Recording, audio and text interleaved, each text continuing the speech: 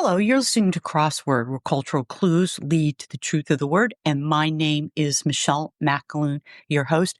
Have a great book interview this week with Professor Margaret MacMillan, a phenomenal historian who wrote a book called Paris 1919 over 20 years ago.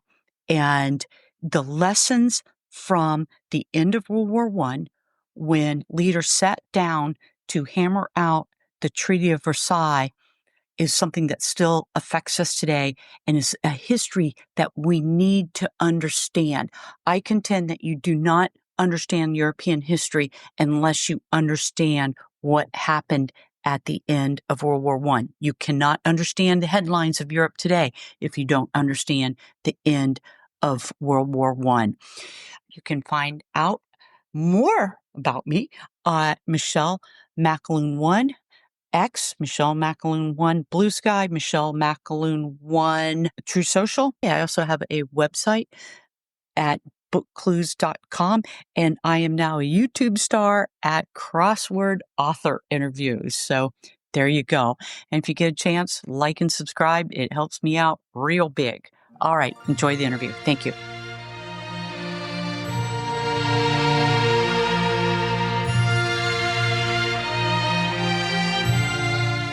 We are so lucky today to have Professor Margaret MacMillan, a historian of the 20th century and probably one of the best historians of the 20th century, I would say. We are going to discuss several of her books, actually, The War That Ended Peace and Paris 1919, because they all actually are in play today. Professor Margaret MacMillan is the Emeritus Professor of History at the University of Toronto and an Emeritus Professor of International History at Oxford University. She was Provost of Trinity College in Toronto, and she was actually a Provost or a Warden at St. Anthony's College, Oxford from 2007 to 2017. Her publications have been translated into 26 languages, and like I said, include Paris 1919, Nixon and Mao, The War That Ended Peace, and her latest book is War, How Conflict Shaped Us. Professor MacMillan, welcome to Crossword. Thank you very much, Michelle, and thank you for that very kind introduction. Well, here we are today in 2025. I almost said 2024, but 2025. And your book that you wrote 20 years ago, Paris 1919, seems to be more alive today about an event that happened over 100 years ago. And it feels very much we're still living a lot of the history that went into World War I, that settled World War I. And I contend that you cannot understand Europe today without understanding Paris 1919, without understanding the end of World War I, because so many ways that shaped Europe in such a profound way, maybe even more than World War II. Yeah. No, I agree with you. I think the First World War was the war that made the Second World War possible. It's quite likely that without the First World War, we wouldn't have had a Second World War because there was so much unfinished business left. And it is often seen, I think, as the end of a long and relatively peaceful 19th century, relatively, because there were wars around the world and a couple of wars in Europe, but relatively peaceful compared to what came next. And a lot of things that we take for granted in our world are, I think, a product or were hastened on by the First World War. And a number of peoples around Europe and elsewhere in the world still look back to how the First World War ended and still have a sense of sometimes grievance, sometimes triumph at the ending of that war. And a lot of the issues that they discussed in Paris in 1919, how do you end a war? How do you treat the defeated? How do you try and set up, if you want to, how do you try and set up institutions that will make another such dreadful war impossible? We're still grappling with some of these questions. How do we prevent war? How do we end war? How do we recognize demands for change? How do we do all that internationally? And I'm not sure we're any better at it than they were 100 more years ago. Well, that's interesting because once again, we have war in Europe.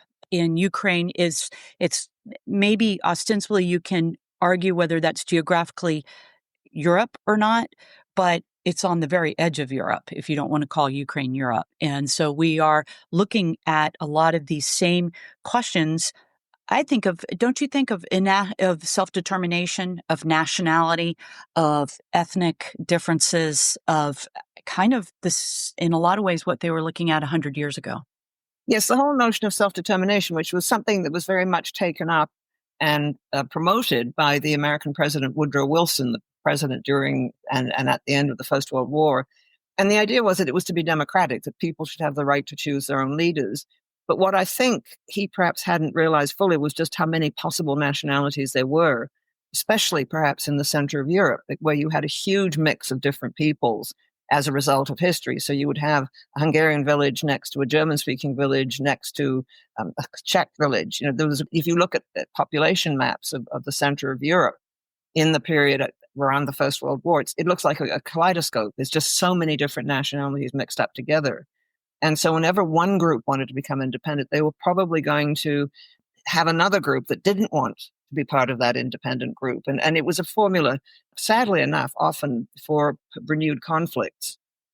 Let me ask you a question. When we talk about borders, and that was one of the really the themes of Paris 1919, how to construct borders to include or to exclude people, to include resources, to exclude resources. I'm going to ask you a question. And how fragile are borders? Question of borders is in front of us today, maybe in not the same way it was in 1919, but it's definitely in front of us today with Russia invading Ukraine. Where does Ukraine begin? Where does Ukraine end? We see it in the Middle East now. It's one of the very difficult questions facing the world and always has been. And borders have been settled sometimes by force. One country has conquered or one people has conquered another people, often by negotiation. And the question is, how do you draw them? How do you draw them fairly? How do you include all the people of a particular nationality inside the same border if they don't all live next to each other? How do you make sure that new states have enough resources? How do you deal with things like rivers? How do you deal with things like mountains? I mean, this is very difficult indeed. About the only places where it's fairly simple to draw borders are on islands, because you can draw them right around the island. But otherwise, they're created by human beings, and they have been created through history. Now, since 1945, there has been an understanding, and the UN, I think, has incorporates this understanding that borders will not be changed by force, that borders have to be changed by mutual consent, and often with the consent of the people living on the territories affected. And that's been very important because it's stopped a lot of the conflicts that used to happen in the past over borders. Unfortunately, now, with Russia's invasion of Ukraine, its seizing of Crimea in 2014, its invasion of Georgia, we've seen the violation of that principle. And what I really worry about now is that others will be tempted to follow the example. If you get away with seizing territory in violation of that understanding, you don't change borders by force, then for sure others are going to do it as well.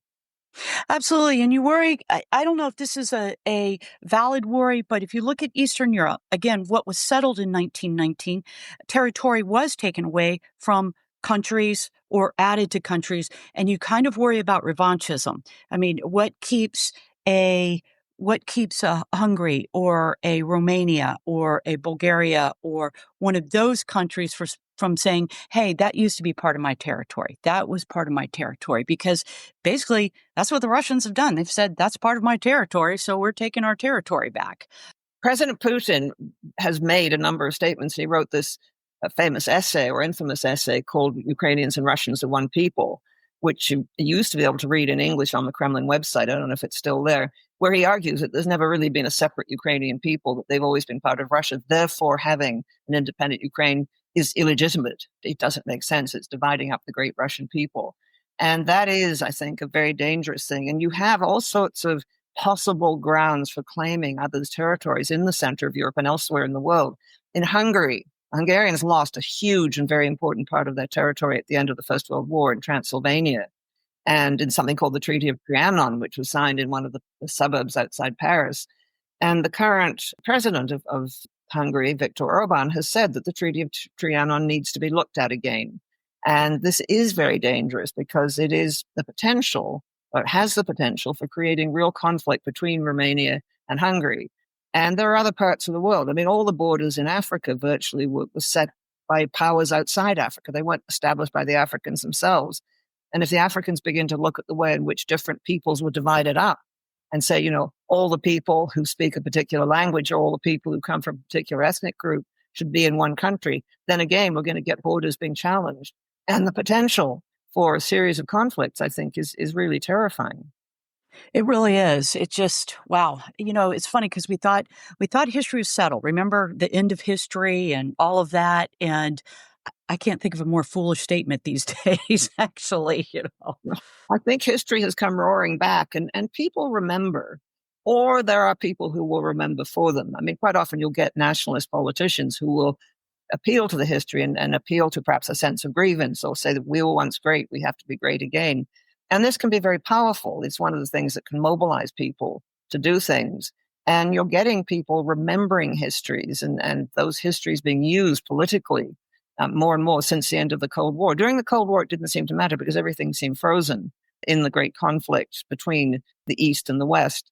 But now so much is up for grabs. I mean, you have, of course, China saying that Taiwan is historically part of China. And that, again, is really a source of great tension in that part of the world. Your book, Paris 1919, does a great job of showing how personalities played into diplomacy and into making the decisions. And President Wilson, Clemenceau, Lloyd George, they all had very specific personalities. They had very specific agendas. They had constituents that they had to deal with back home, but they also had goals that they wanted to achieve with the Treaty of Versailles. And I think that's one thing that people forget is that personalities of the diplomats, of the leaders, actually play into the story and history of how things are solved or how things go forward. I think it often matters who has the power, and particularly if that person has great power over a powerful country. It can really make a difference. I mean, if we think of the history of the 20th century, if Hitler had been killed in the trenches in the First World War, as he very nearly was, then we would have had, I think, a very different history. We might not have had a Second World War. There might have been tension between Germany and its neighbors over territory, but I don't think we would have had the horrors of the Second World War or the horrors of the final solution. That was very much down to Hitler. And so his individual personality, I think, mattered a great deal because he was in charge of a very powerful country in the very heart of Europe. And you could say the same thing with Stalin in what became the Soviet Union after the Russian Revolution. I mean, Stalin controlled a very big country with a great deal of power, and what he said went. And so personalities do matter. I mean, what's fascinating to me about the Paris Peace Conference of 1919 is that the leaders of a number of the most powerful nations in the world sat there for 6 months talking to each other. I mean, we'd never get that again, ever. I mean, when world leaders now meet, it's 2.5 days, usually in very choreographed and heavily scripted meetings. But these three men in particular that you mentioned, plus quite often the Italian prime minister, sat together in a room, chatting to each other. And they got to know each other, and they didn't always agree, but they did develop a sort of fellow feeling. They were all facing tremendous pressures from their own publics. They all had tremendous burdens on them. And they did sometimes talk. Some people made notes of their casual conversations as well as the formal stuff. And they sometimes talked about the difficulties they had trouble sleeping, for example, or how they didn't like to make mistakes. And so it wasn't that they became great friends, but they did develop a sort of camaraderie. And they did often make the sort of compromises that you need to make if you're going to get an agreement. One thing that astounds me is President Wilson left the country for 6 months. I mean, how do you leave the presidency for 6 months in an age of very slow communication? Now, I know he did go back. He had kind of a midwinter break. He went back like in March of 1919. I think he went back for a month. But then to me, that's unfathomable to me for a president just to leave the country and come back, especially this country. Yeah, I agree. And I think there was a lot of criticism of him, actually, because it was unprecedented. And some said it was unconstitutional. And I think he felt it was so important that he be there and participate and bring, he hoped, the United States with him to participate in what he felt was one of the most consequential meetings of the time that would, if he was right, or if his hopes came true, set up an institution, the League of Nations, which was an early forerunner of the United Nations, set up an institution that would prevent future dreadful wars. I mean, the First World War, which of course in those days was only called the Great War because they hadn't had a second one, was so horrific to Europeans and to those who'd looked to Europe as a civilized part of the world. This was the language they used at the time. They thought Europe was in advance in science, in political organization. It seemed to be an extraordinary part of the world. And yet it had torn itself apart in this brutal, deadly war, which had left, 9 or 10 million young men dead who'd done the fighting, countries devastated, towns ruined. And so I think what Wilson felt, and a lot of people on both sides of the Atlantic and around the world felt it, was that we can't do this again. This is horrific. And if somewhere like Europe can do this, what hope is there for the rest of us? And so we have to try and find ways of avoiding conflict. You have a great comment in your book about how it was World War I was so much about human loss. So a lot of people actually didn't see the trenches or didn't live in the trenches, but it was just horrific human loss, where World War II was actually about breaking bricks, where it was physical destruction of everything. Yeah. Civilians were affected, of course, by the First World War, but the large-scale damage to civilian housing, to civilian cities, to civilian factories where civilians work, was something that happened much more in the Second World War. I mean, you see pictures of Berlin after the First World War, it's unscathed. It's pretty much unscathed. It looked like it did in 1914 when the war started. You see pictures of Berlin in 1945, and it's flattened. There are very few buildings left standing. And so I think that the scale of the destruction, the weapons were much greater, the explosives were much stronger. It was possible in the Second World War, thanks to long-range aircraft, to get to the enemy towns and cities in a way that it hadn't really been that possible in the First World War. I mean, Paris was shelled by long-range artillery in the First World War, and Zeppelins were used to drop bombs on civilian targets. But the capacity to hurt civilians was much greater in the Second World War. I mean, we don't know how many people died in the Second World War, but one conservative estimate is something like 50 million. Wow. That's just amazing. I mean, just amazing. I tell you, and some of the numbers that are coming out of Ukraine and Russia right now, they're estimating 1 million dead or injured. So in 3 years. So, I mean, war's deadly. It's just deadly and grisly. Yeah. Okay. Talk to us a little bit about Wilson's 14 points and why that was so important during the peace talks of 1919. Well, the first of the 14 points was this notion that there should be a League of Nations to which nations would belong and which would be responsible for creating peace in the world and preventing conflict. And then there were some of them very specific. There were things about Poland, which had been disappeared as a country at the end of the 18th century, should be reconstituted. There's something about Russia being left to carry out its own fate without outside interference. And then there was talk, I believe, about disarmament and free trade. So it's a mix of very specific things. But collectively, what the 14 points add up to is a vision for a new sort of world, a world in which nations band together in this league and they give each other collective security, which means that if someone attacks one of them, everyone comes to the defense of that one nation.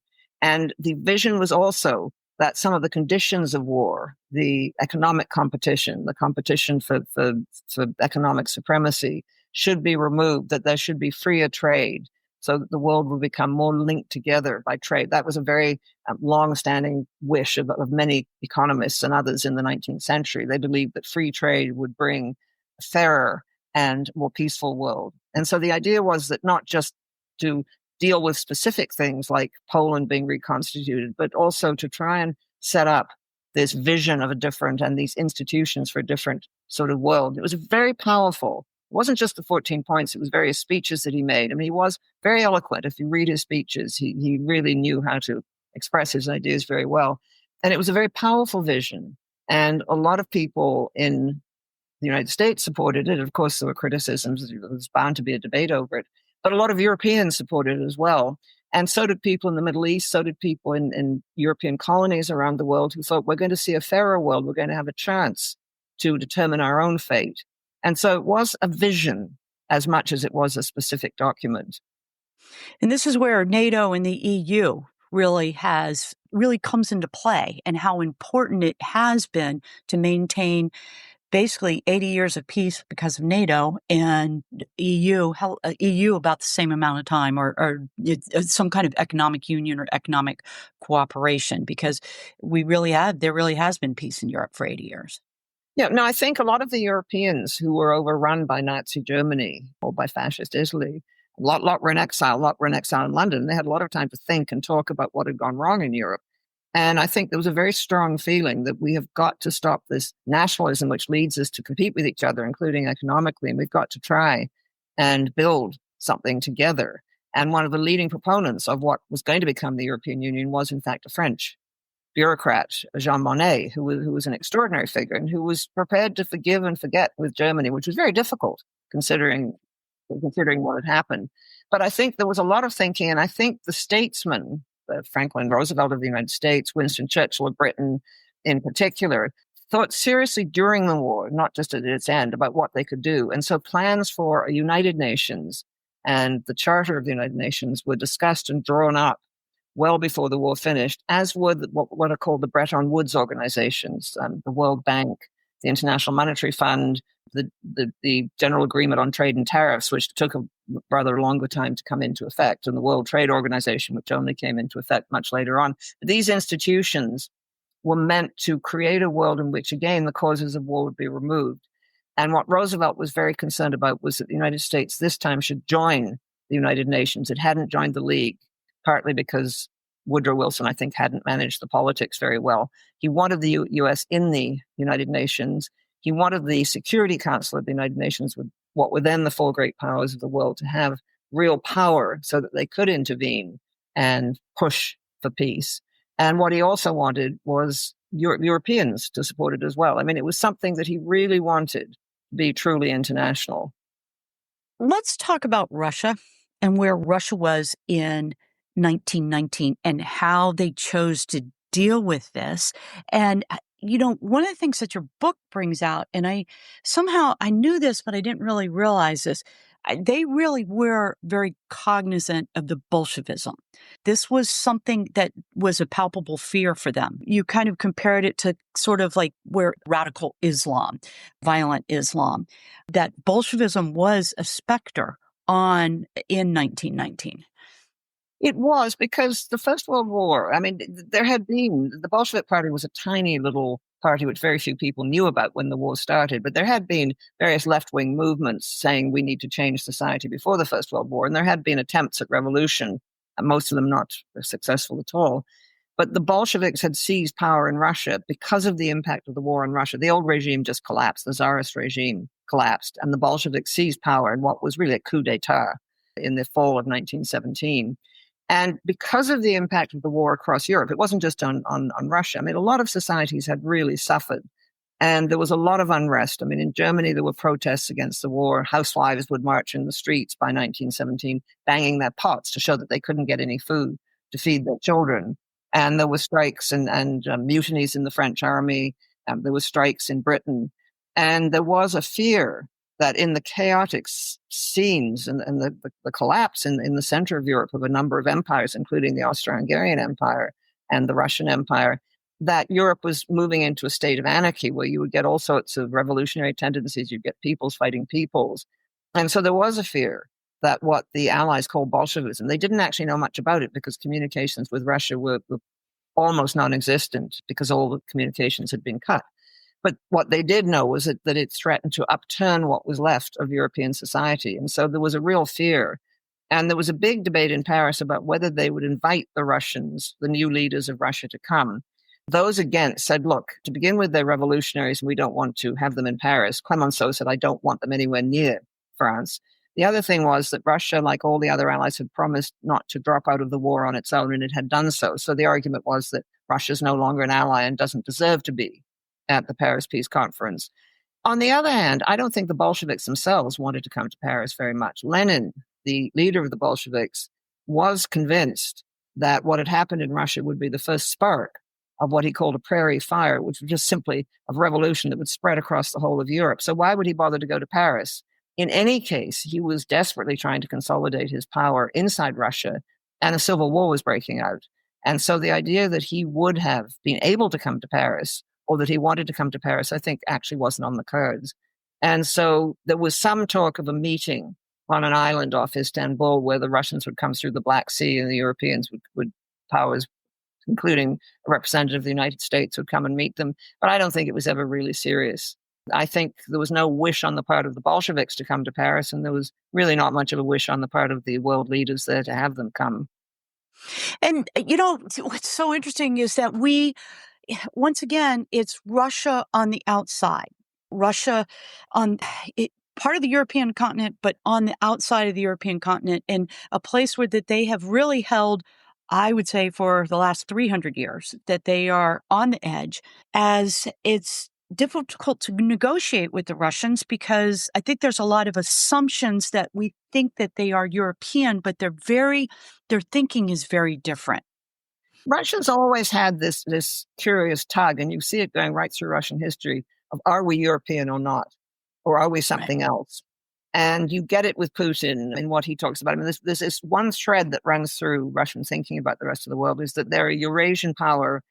They're more religious. They're the proper heirs to the Byzantine Church, the Eastern Church, the Byzantine Empire, that they're different from the rest of Europe. And Europe is decadent, and Europe doesn't have the backbone that the Russians have. But you've always had another thread running through Russia, and that is emulating the West. The West is more advanced, always has been pretty much. Looking towards the West, wanting to keep up with the West, feeling a sort of envy perhaps of the West, but also feeling an admiration. And I think we see this, that the Russians are very much pulled by these different forces. At the moment, it's those who say Russia is a unique civilization and it's not European who have the upper hand. It really is. It's been that one's difficult.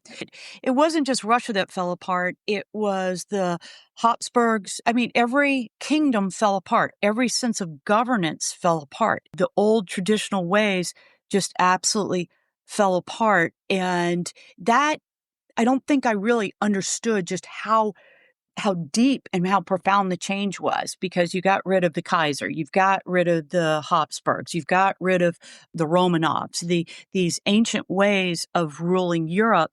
And these men in Paris 1919, they were actually interviewing people to figure out how to draw these borders. That to me was fascinating. Well, they hadn't had to really think about it. And a lot of them didn't actually know where some of these places were. There are stories of Woodrow Wilson and Clemenceau, the French Prime Minister, and Lloyd George, the British Prime Minister, kneeling on the floor on top of a great big map and saying, well, let's put the line there. I mean, they had some advisors who knew where things were, but they also had huge pressure on them, because what they were getting constantly were deputations and delegations saying, we must have this. I mean, the new Czechoslovak state, which, I mean, a lot of these states sort of announced they were there. They formed themselves on the ground, and then they came to Paris and said, would you please recognize our borders? And, the new Czechoslovak state, for example, and Hungary both claimed the same little rich coal mining areas. So what are they to do in Paris? Which country deserved it? This was really tricky. And so a lot of the borders were drawn through consultation in Paris, but under pressure from various groups that were coming in.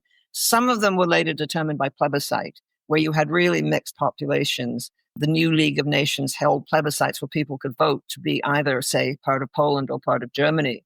But that left unhappy people on both sides. And as you say, revanchism, where people said, we have to get back what we've lost. We have to bring back into the fold our Germans who are suffering under Polish rule, or we have to bring back into the fold the Hungarians who are suffering under Czechoslovak rule. This led to endless tensions and bickerings among the nations in the center of Europe, in particular, between the two world wars.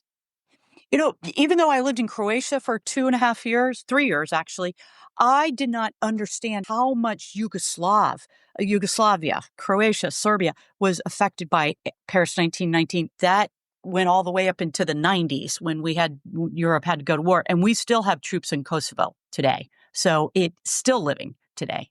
Yep. Well, and there's still resentments left over from the First World War. I mean, Serbia, initially some of those states, Serbia was already independent. Croatia, however, was part of the Habsburg Empire, part of Austria-Hungary. And in Croatia, they said, what do we want to do? Perhaps we should be independent now.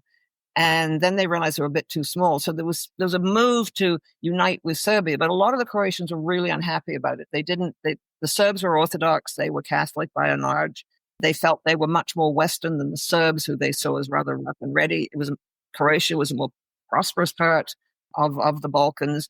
And I think came to feel they'd been taken over by Serbia, and the new Yugoslav state was run for the benefit of Serbia.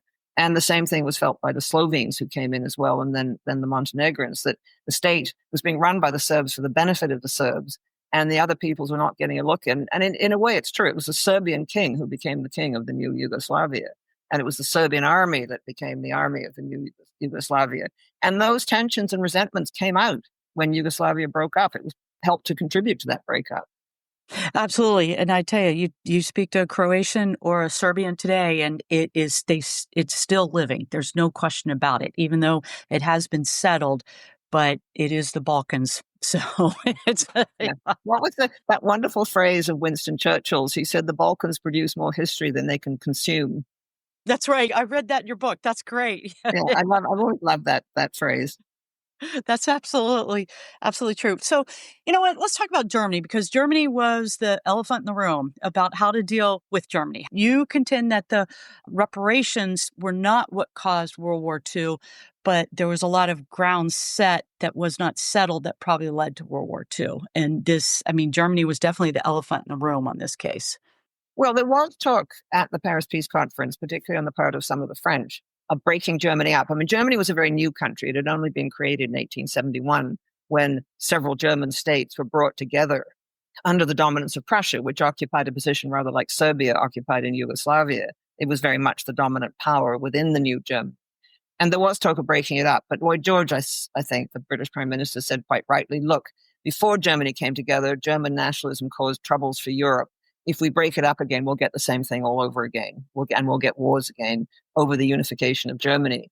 And so it was agreed that Germany would lose some territory. A lot of it in the east, which was largely Polish-speaking, went to Poland. And 2 provinces which Germany had taken from France, Alsace and Lorraine, went back to France. The real problem with the treaty, in my opinion, but it's something that's much debated and not everyone would agree with me, is that the Germans didn't think they lost the war, even though they did. And so if you don't think you lost the war, you are not going to like any treaty. You're going to say, this is really unfair. We didn't lose. Why should we get this? They didn't like the fact that they weren't called to Paris to do the negotiations, which they thought they would be. In the end, they were called for 2 weeks, given the terms of the treaty, and told to put any objections in writing. And then they came to think they hadn't started the war either. Someone called it the Battle of the Archives, where different countries ransacked their own archives and selectively published things to show that they weren't responsible for the war. It was the other guy's fault. And so the Germans didn't think they'd started the war. They didn't think they'd lost it. They didn't think they should therefore pay any particular penalties. They felt it was really unfair. And reparations, where Germany was to pay for the damage it did to France, which it had invaded. Germany invaded France in 1914, not the other way around. And Belgium, which Germany had invaded in 1914, not the other way around. Germany was meant to pay for the damage. And it was huge because much of the Western Front, pretty much all of the Western Front, was on either Belgian or French soil. None of the war in the West was fought in Germany. And so the Germans were obliged to pay for damage done and hand over things like timber and so on to rebuild Belgium and France. And they resented it, and they felt the bill was much too high. In the end, they never paid that much for various reasons. And when Hitler came to power, he just canceled all the reparations anyway. But it was the idea. Ideas matter, emotions matter in international relations, and what people think matters. Oh, absolutely. Let me ask you $1 million question here. Looking at Europe today, they've had 80 years of peace. There was 1815, Congress of Vienna, 1870, Franco-Prussian War, 1914, World War I, 1940, World War II, Cold War. Is peace an aberration in Europe, 80 years of peace? Well, it's an unusual long period for Europe. You know, the 19th century was a relatively peaceful time for Europe as well. Between 1815 and 1914, there were the wars of German unification, a war with Denmark, a war with Austria-Hungary, and a war with France. But they only involved 2 powers, and they were brief.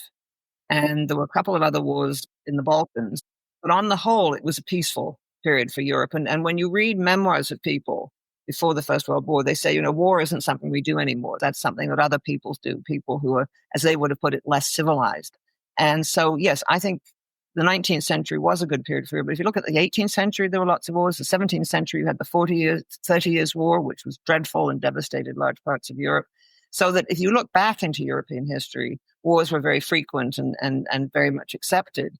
The 20th century has seen two dreadful wars, and now we're seeing a war in Ukraine, which I don't think, certainly speaking for myself, I ever thought I would see another major war in Europe like this one. I really didn't.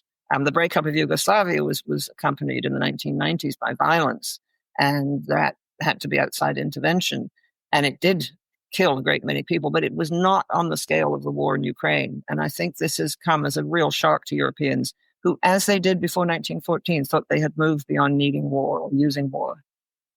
History is made every day in the present with choices made.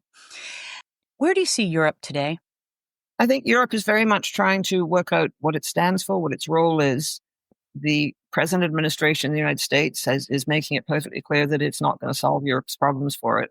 And the Europeans have really had to face up to having to take much more responsibility for their own defense. They are facing up to having to decide on what it is they want, what it is they value. I mean, this is, I think, a very important moment for Europe. How can they work together? And it hasn't helped, I think, in my opinion, that Britain decided to leave because of Brexit, although Britain is still very much involved in diplomacy and security discussions. But I think that decision by the British, which I think now a majority now regret, has weakened Europe. But what Europe has got to decide, how can it look after its own defense? What is it going to do? How much is it going to spend? Because it's got an unfriendly Russia to the east.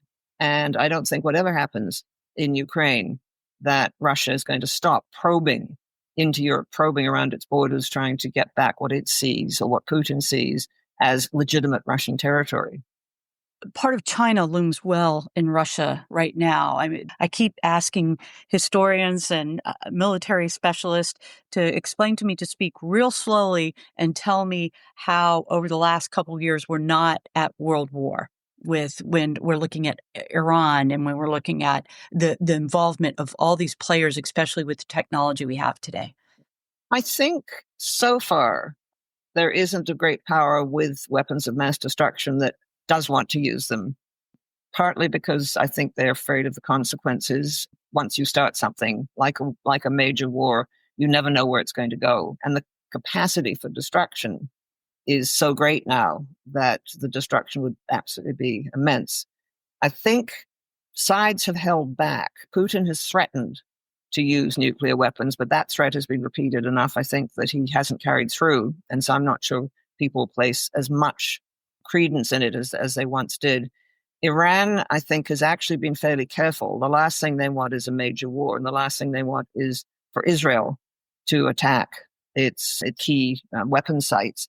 And so I think, although the rhetoric coming out of Tehran can still be quite violent, if you look at what the Iranians have actually done in response to what's happened in the Middle East, they've lost their tools in Hezbollah and Hamas, at least for the time being. But in fact, they have not responded as they might have done. And I think that's because they're terrified of what the consequences might be.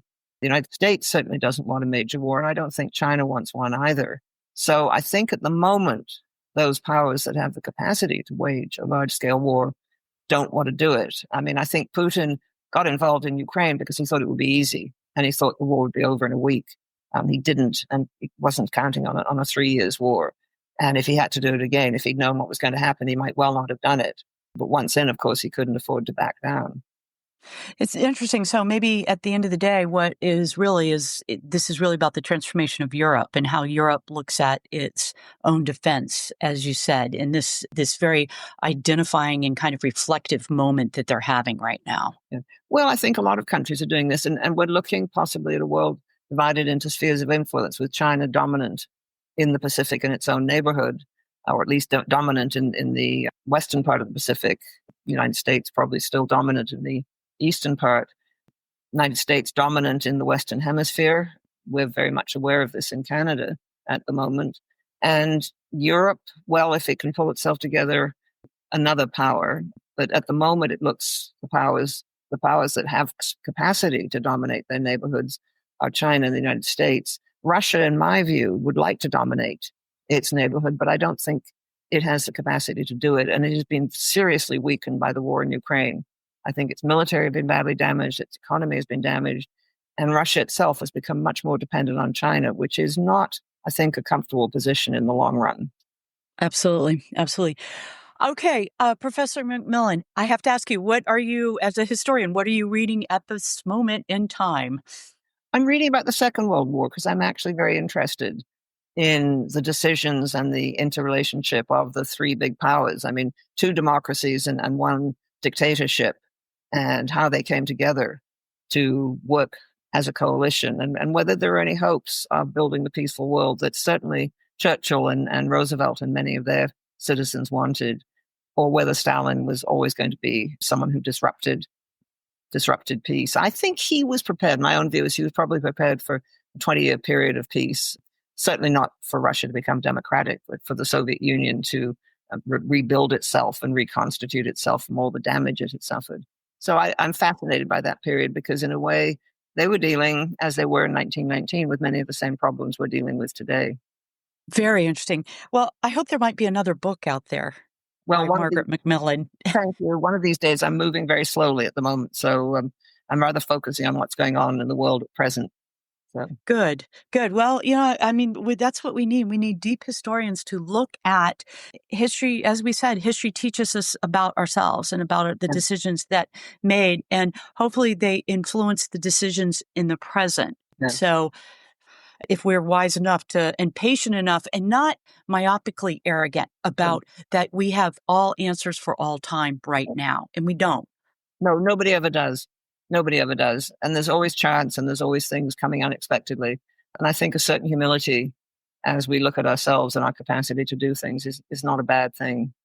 It's not. And your Paris 1919 actually brings that out, that they knew it wasn't perfect, that it was what they thought was a beginning of a beginning, right? I believe one of the characters said that. Yeah.